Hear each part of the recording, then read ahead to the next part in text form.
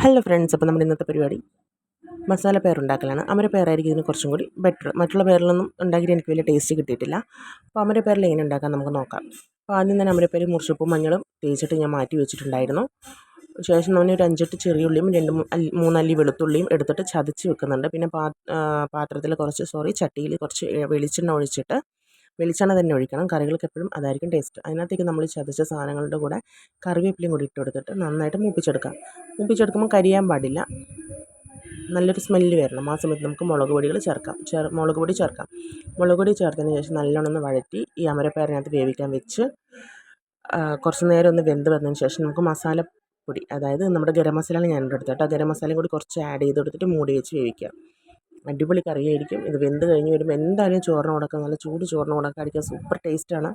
ഇനിയിപ്പോൾ ചൂടില്ലാത്ത ചോറിന് കൂടെ ആണെങ്കിൽ സൂപ്പർ ടേസ്റ്റാണ്. അപ്പോൾ ഉണ്ടാക്കിയവർ പറയാം, ഉണ്ടാക്കാത്തവർ ഉണ്ടാക്കി നോക്കിയിട്ട് അഭിപ്രായം വന്ന് പറയാൻ